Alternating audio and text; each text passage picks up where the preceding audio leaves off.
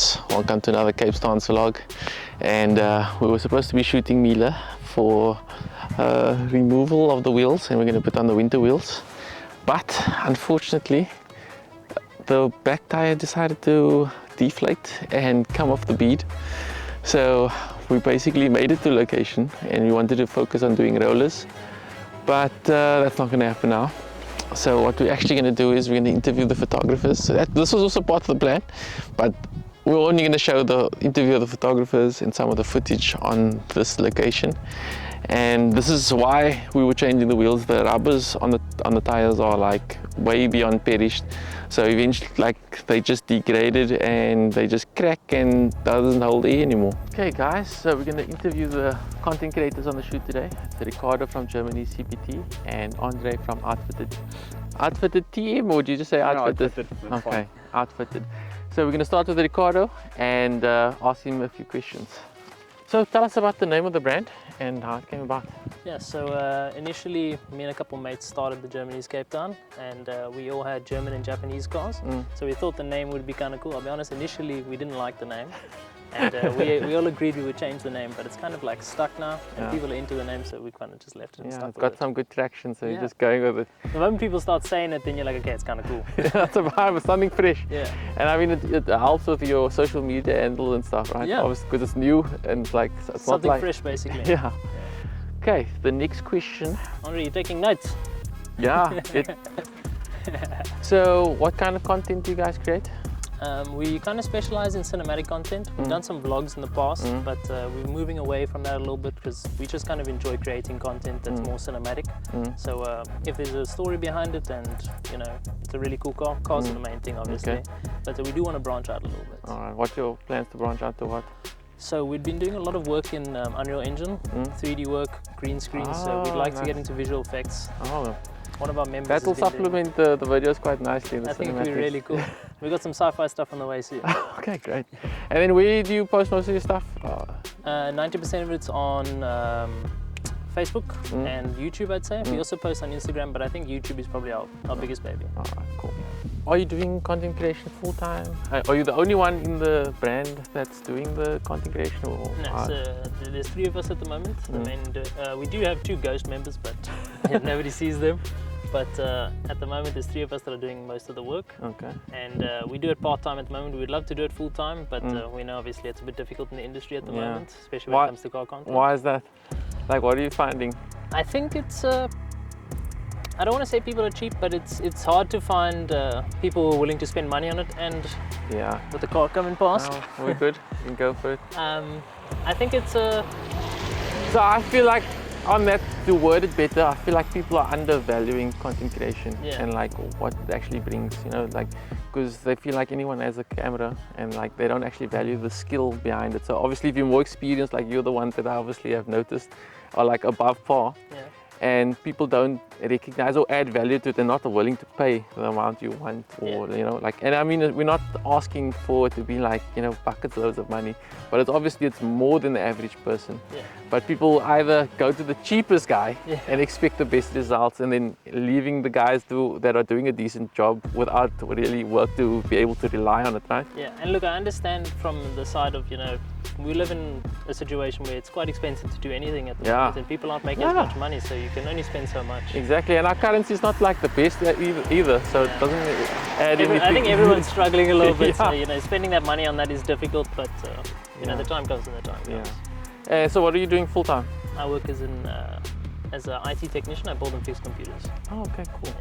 So, like, I mean, with this, like, that's our whole idea here, is to discuss like the automotive content creation and try and add more value to it. And I also want to highlight guys that I feel like are doing better than the average person, and you know, let them get the traction in the industry, and you know, like, be able to sustain themselves with it eventually, because you are the guys that are passionate about the craft, you know, and the guys that are passionate are obviously going to push out better work, and you're going to grow from where you are, you know. And if people don't support that financially, they can't expect you to get any better, because you're not going to be able to upscale your equipment, up your quality and all of those things. So yeah, I hope you guys get that out of this as well. It's like, you know, we're trying to improve the standards and like the respect for the craft, you know, and that It's not just somebody running around with a camera. There's more that goes into it, basically. And there's different grades of it. So anyone with a camera that shouldn't be painted with the same brush. It's not like guys that have more experience, more quality, or even like sometimes the better gear, but gear isn't everything. Sometimes you get a guy with the entry-level camera that outshoots the guy with the big Sonys. Yeah, so you need to basically identify what is that package that person's offering, and add value to it in the sense of, you know, the output that they're going to achieve from it, and the whole package, and not just think content creation it all must be like the cheapest just because there's so many of them. You know, it's more about the quality than the quantity. The cheapest option isn't always the best option. Exactly. Why are you into content creation, and what part of it brings you the most joy? I think what part of it brings you the most joy? That's a bit of a difficult one. I think I just enjoy creating content. The whole experience of it. And like half of the work is the car, you know, showcasing something that somebody's made or built. You know, it doesn't matter if it's static, whatever it is, you know, it's just showing something that somebody's made. Automotive passion. Yeah, exactly. Okay, cool. And like, what made you get into it? Like, what was like the first moment you picked up the camera, type of thing? Sure, but I think it was, I always saw people taking cool photos of their cars, and I thought I want to do that. So I got a hold of a Nikon camera from my sister, started taking photos, and then from there, a mate of mine was into videography. He taught me everything I know. And he's one of the... plug in, what's his name? Yeah, it's Ashley. He's one of our other members in the Germany's. Okay, so cool. yeah, he's my coach basically. Okay, cool. And what are you shooting with? I'm shooting on a Fujifilm X-T3. We've got two of them, and then we've also got a Canon that we shoot photos with, but most of our content comes from the Fujifilms. Okay, cool. And gimbal wise? I've got a Ronin, our one member's got a Ronin DJI RS3, I think it is, yeah. RS3 Pro, and then I'm shooting on a Zion Crane. Okay. Yeah. So thanks Ricardo for giving us a little background on the Germanese. I'm going to get to Andre now, and he's going to tell us about his brand. Okay, so Andre, tell us about the brand, how you found the name. So Outfitted, okay, well before it was Outfitted, it actually started off as Stance Cape Town back in 2017. And then over the course of a few years, I decided I was sitting at my old job thinking that the name sounded quite not that great. And I don't know, just something about the word just popped out, Outfitted, and that basically stuck with me. Alright, nice. And then what are you shooting mostly? Photo, video, film? Mostly photos. I've thought about getting into videography, but then I thought as well, like, I might leave that to the professionals. Like, I don't have that eye for videos as much as I feel like I've got for photography at this point. Is it? But I think it's just a matter of experience and just putting yourself there in the scene. I don't think you should shut yourself down. No, you can't go anywhere with these polos, huh? Definitely. Yeah, so what I'm saying is, like, you should give it a go, you know, and like try it out. I'll probably try it out at one point, but for now I think I'll just stay safe with what I've got at the point. Yeah. Alright, cool.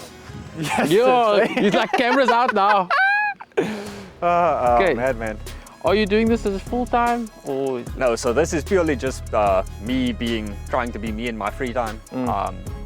Full-time I do work at a boiler company, but I don't know, cause the passion for photography and all that, it's basically just freelancing at this point. I enjoy the content creation part of it, telling a story. And would you like to do it full-time? Like, I would, obviously, but like, like yeah, the demand of the market isn't there. The people aren't willing to put out the bucks for the quality. Yeah. And I mean, so basically you won't be able to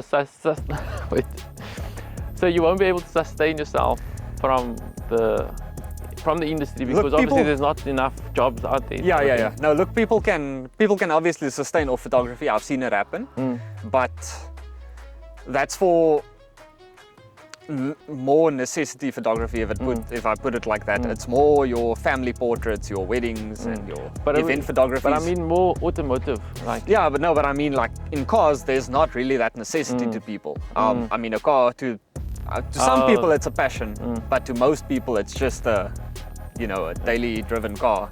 I mean, yeah. A weekend car. Yes. No, of course. It's not going to be like every month that someone wants to capture shoot a new picture of their car, because they did this change and they did that change, and So what got you into photography and like what brings you most joy out of it? What got me into photography, the way I started was, I always used to see these pictures taken of cars on Instagram and on social media, and I thought like, these tell a really nice story about either the car or the owner, or and I was at Killarney Motor Show in 2017, brought my girlfriend's camera with, and I just started taking some pictures, sending them out to the owners, and from there on out I started growing, improving my skill, and I mean, here we are today. It's yeah.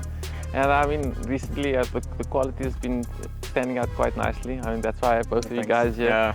Yeah. I've been noticing your guys' content, and I wanted you guys to be featured on our platforms, you know, just to kind of help boost and like grow our content creation in the automotive industry. I mean, that's also something hard that's to come across in the Cape Town automotive industry, especially like the social platform from it, is people not supporting one another. Yeah, the automotive industry is ruthless. Yeah, it's all about themselves. If it's not in the automotive industry, it's in the social side as well. Like people just want to one-up you with everything. Yeah. Like they just want to be the best. They want to be to the best, collaborate and grow. Yeah, true. So yeah, that's what I'm trying to kind of like portray here. Is like, you know, collaborate, work together, and let us grow the automotive industry together instead of fighting against each other. So lastly, you can just tell us what camera you're using. So I use a Fujifilm X-T200 with 18-55 lens that I recently picked up. I used to always shoot on a Nikon D3100 before. Most of my recent shoots have been with the Fujifilm. Okay, so you both were previously Nikon guys? Yeah, you know, everybody starts somewhere and then you upgrade to something a bit more expensive, but I mean, we can't all afford the Sonys, eh? Yeah, well, it's working towards that, and that's why I want you guys here, so that we can grow the industry and you guys can get more jobs and get the better equipment that you want, and basically uplift the quality of the industry as a whole, and you know, that will grow everything. Definitely. So hope you guys enjoyed that vlog, and make sure you like and subscribe, and we'll see you on the next one.